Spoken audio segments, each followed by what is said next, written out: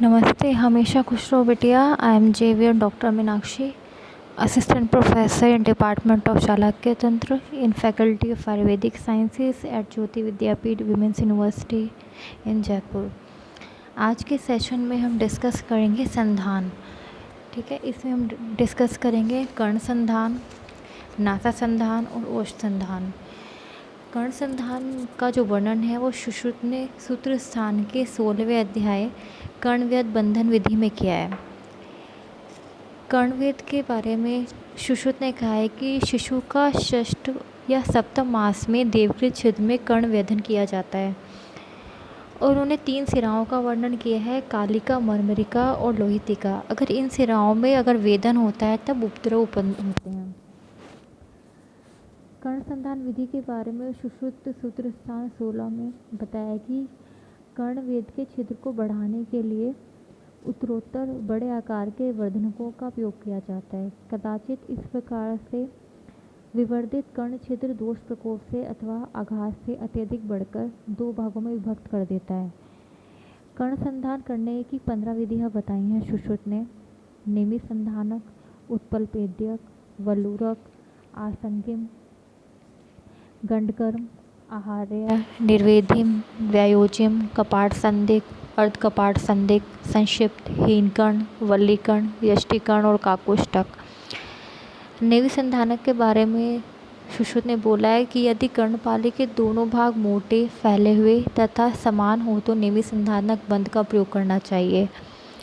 उत्पल भेद्यक के बारे में बोला, यदि दोनों पालियाँ गोल, लंबी और बराबर हो तो उत्पल भेद्यक बंधन प्रयोग करें, और अगर छोटी, गोल और दोनों कर्णपालियाँ बराबर हो तो वल्लूरक बंधन का प्रयोग करें। अगर अभ्यंतर पाली लंबी हो तो आसंगिम बंध बांधें। यदि बाहर की पाली दीर्घ हो तो गंडकर्म बंध बांधें। और जब दोनों ओर कर्णपाली ना हो तो हारे बंध का प्रयोग करें। यदि दोनों कर्णपालियाँ मूल से ही छिन्न हो तो कर्णपुत्रिका के शेष भाग का आश्रय करके निर्वेदिम बंधन बांधना चाहिए। यदि पाली का एक भाग स्थूल हो तथा दूसरा सूक्ष्म हो एवं एक सम हो तथा दूसरा विषम हो तो वहाँ व्यायोजिम बंधन बांधना चाहिए। यदि एक पाली भीतर से दीर्घ हो तथा दूसरी बाहर से छोटी हो तो इस प्रकार के शस्त्रकर्म को कपाट संधि कहते हैं। यदि कर्णपाली का बाहरी भाग दीर्घ और भीतर का भाग अल्प हो तो अर्ध कपाट संधि बंध बांधें। तो इस प्रकार से कर्ण संधान के 10 भेद साध्य होते हैं। ठीक है, और 5 सुश्रुत ने बंधन असाध्य बताए हैं, संक्षिप्त, हीनकर्ण, वल्लीकर्ण, यष्टिकर्ण और काकुष्टक।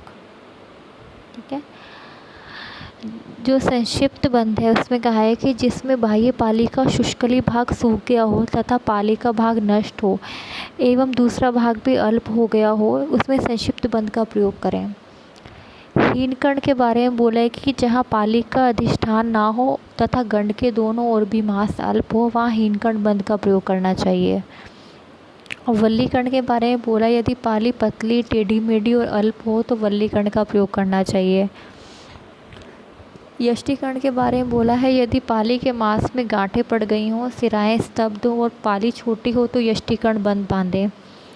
काकोष्टक के बारे में कहा, यदि पाली मांस रहित संक्षिप्त अग्रपाली वाली तथा अल्प रक्तयुक्त हो तो काकोष्टक बंध का प्रयोग करें।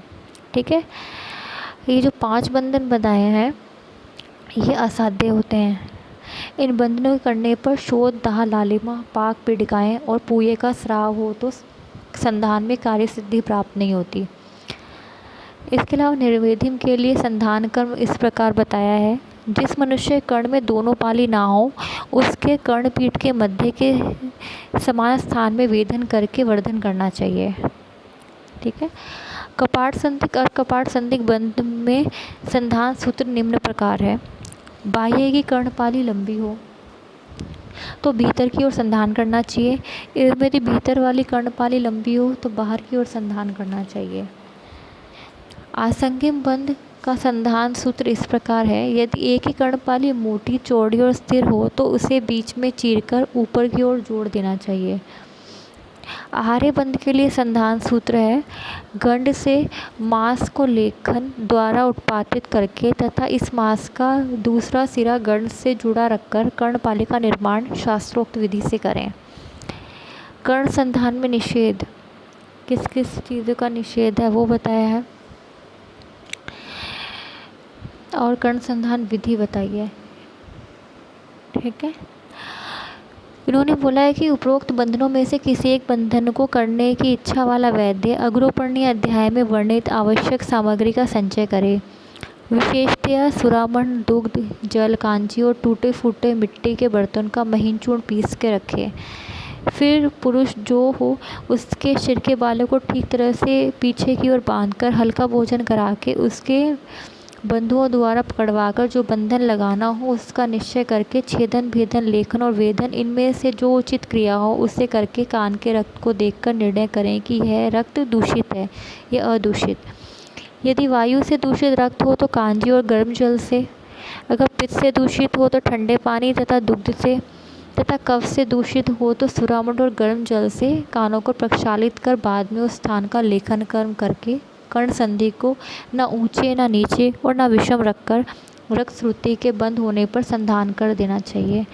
फिर शहद और घृत लगाकर रुई या कपड़े से ढककर डोर से न अधिक गाढ़ा तथा न अधिक शिथिल बांधकर कपाल का चूर्ण छिड़ककर आहार विहार का उपदेश करना चाहिए तथा द्विवर्णीय अध्याय में कहे हुए विधान के अनुसार उपचार करना चाहिए।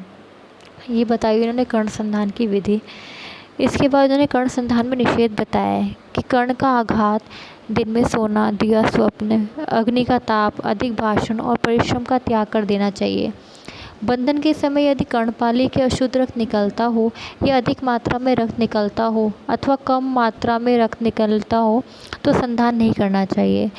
वातदुष्ट रक्त में संधान करने से रोपित होने पर परिपोट रोग हो जाता है। पित्तदुष्ट रक्त को संधानवत रोकने पर दाह, पाक, लालिमा और वेदना होती है। कफ से दूषित रक्त में संधान करने से स्तब्धता तथा खुजली होती है। अधिक रक्त की प्रवृत्ति की अवस्था में संधान करने से वह स्थान काला तथा शोथ युक्त हो जाता है। रक्त की क्षीणावस्था में संधान करने से मांस कम रहने के कारण उस स्थान की वृद्धि नहीं होती है। फिर इसके बाद आया है पश्चात कर्म। 3 दिन तक कच्चे तेल से व्रण का परिक्षेक करें। तीसरे दिन पिचू को बदल दें। जब व्रण का ठीक प्रकार से रूपण हो जाए तथा कोई उपद्रव ना हो एवं उसका रंग त्वचा के समान हो तब उसके छिद्र को वर्धन द्वारा धीरे धीरे बढ़ाना चाहिए। अगर इस प्रकार से ना करे तो शोथ, दाह, पाक, लालिमा और पीड़ा होती है अथवा फट जाता है। फिर उन्होंने कर्णवर्धन के बारे में बताया है। कर्ण का ठीक प्रकार से रोपण होने पर अभ्यंग करें। गोधा, प्रतुद, विष्किर, जलीय प्राणियों की वसा और मज्जा, दूध, घृत, श्वेत सरसों का तेल लेकर बला, सारिवा, अपमार्ग, मधुरांटी गणों की औषधियों के कल के साथ पाक करना चाहिए। जो असंग मुलेठी और तिल चूर्ण से उबटन करना लाभदायक होता है। जो कर्ण उक्त प्रकार से स्वेदन, स्नेहन, दुवर्तन तथा अभ्यंग करने से नहीं बढ़ता तो अपांग प्रदेश में प्रच्छान करना चाहिए। कर्ण के बाह्य प्रदेश कर्णपुत्रिका में प्रच्छान नहीं करना चाहिए और आधुनिक मतानुसार इसे लोबलोप्लास्टी कहते हैं। लोबलोप्लास्टी, otoplasty. There are some surgical or non-surgical procedures to restore the normal anatomy of external ear. It is termed as otoplasty. Sometimes the pinna may be deformed, very small or absent congenitally, or may be damaged by trauma later on. This requires a cosmetic repair. This is done by a plastic surgeon by reconstructing the cartilaginous support framework of the pinna. फिर इसके बाद NASA संधान का वर्णन आया है। रोग के द्वारा या किसी शत्रु के द्वारा नासिका कट जाने पर उसको जोड़ने की विधि इस प्रकार है। छिन्न नासिका के बराबर किसी वृक्ष का पत्ता लेकर उसके प्रमाण अनुरूप गण प्रदेश से मांस लें, परंतु एक ओर से मांस लगा रहे ताकि उससे रक्त का संचार होता रहे। नाक के अग्रभाग का विलेखन करते हुए उस स्थान पर वह गंडस्थ मांस लगाकर सुई से सीवन कर्म करके बंधन लगाकर छोड़ दें। फिर नासा के रंध्रों में से 2 एरण नाल प्रवेश कर नासा को कुछ ऊंची उठा दें। उस पर लाल चंदन, मुलेठी और रसोत का महीन चूर्ण छिड़कना चाहिए। उसे वस्त्र से ढककर तिलों के तेल से बार बार सिंचन करना चाहिए। भोजन के पच जाने पर घृतपान कराना चाहिए। स्निग्ध होने पर विरेचन कर्म कराना चाहिए। जब ठीक प्रकार से नासा जुड़ जाए तो गंडस्थ मांस को काट देना चाहिए। यदि नाक छोटी रह गई हो तो उसे फिर से बढ़ाने की कोशिश करनी चाहिए। यदि मांस अधिक बढ़ गया हो तो काट कर समान कर देना चाहिए। आधुनिक मतानुसार इसे राइनोप्लास्टी कह सकते हैं। इसके बाद ओष्ठ संधान का वर्णन आता है। कटे हुए ओष्ठ या जन्म से ही भक्त ओष्ठ में ओष्ठ संधान किया जाता है। ओष्ठ संधान की विधि नासा संधान के समान ही होती है, परंतु इसमें गंड नाल का प्रयोग नहीं होता है, एरंड नाल का प्रयोग नहीं होता है और आधुनिक मतानुसार इसे लेबियोप्लास्टी कहते हैं। तो आज का संधान सेशन यहीं पे कंप्लीट होता है। इसमें हम डिस्कस कर चुके हैं कर्ण संधान, नासा संधान और ओष्ठ संधान। And this session is powered by digital version 2.0 Jyoti Vidyapeeth women's university. I hope you are satisfied with my digital session. If you have any query, please mention in the comment box. I will resolve it soon. Thank you so much.